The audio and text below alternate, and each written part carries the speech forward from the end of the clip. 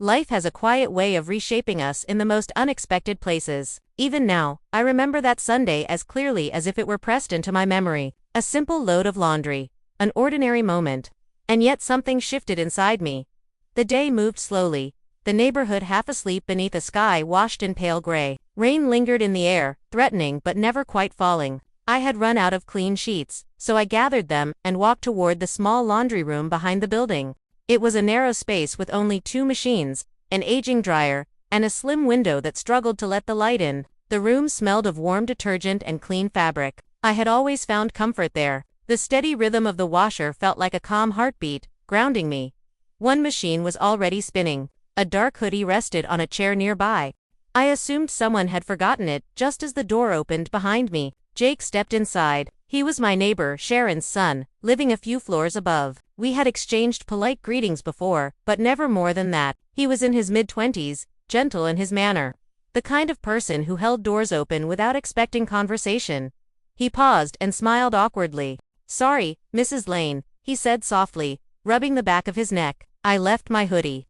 "It's fine," I replied, returning the smile as I loaded my sheets. "I thought someone had forgotten it."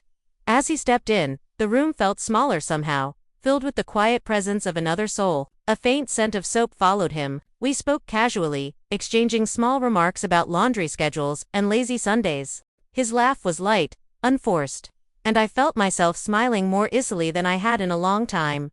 Rain began tapping gently against the window, and for a while we simply stood there listening. Then he spoke again, his voice thoughtful. "You always seem steady," he said, "like you've figured things out." I laughed softly. If only that were true. Something in his expression changed, his smile deepening, his eyes holding a sincerity that made me look away for a moment. After a pause, he admitted he had been thinking about returning to school. He felt stuck, caught between who he was and who he wanted to become. I understood that feeling more than I expected. "You think you have time?" I told him gently. "And then one day you realize you've spent years waiting instead of living." He listened closely, not interrupting. When he asked what had stopped me, I answered honestly. I had spent years being strong for everyone else, dependable and reliable, while pieces of myself quietly faded. Only now was I beginning to search for them again. "That's brave," he said softly. "Most people don't admit that." The rain grew heavier, blurring our reflections in the glass. 2 people from different chapters of life, sharing a moment neither of us expected. I told him he reminded me of my son at his age, lost but searching. I shared the advice I once gave him, that no one truly has everything figured out, and that honesty with oneself matters more than certainty. When I rested my hand briefly on Jake's arm, it was instinctive, gentle, and fleeting. He didn't pull away. Our eyes met, and something quiet passed between us. Not romance, but recognition. Being seen. The washer buzzed, breaking the stillness. We stepped apart naturally. He thanked me for the conversation, saying he felt calmer than he had all day. When he left, the room felt different, as though it carried the echo of something meaningful. That wasn't the last time we spoke.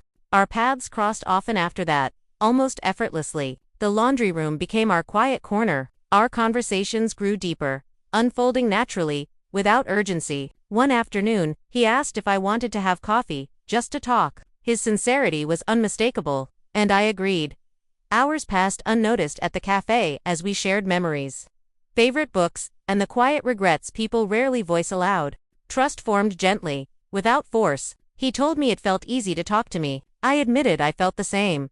Walking back to the building, a warmth settled between us. It wasn't defined, but it was real, a connection rooted in understanding and presence. Later, back in the laundry room on another rainy afternoon, we stood folding clothes side by side. Our hands brushed occasionally, each touch carrying a quiet awareness. When he confessed that being around me made him want to stop hiding from himself, I felt something stir deep within me. I told him that courage begins with honesty. This time, when I took his hand, it was deliberate and calm. He held it gently, our palms resting together in quiet agreement. "I don't know where this leads," I said honestly. "Neither do I," he replied, "but I want to understand it." From that moment on, the laundry room became more than a place for chores. It became a space of trust and patience. We allowed the connection to unfold slowly, without expectations, grounded in respect and shared understanding.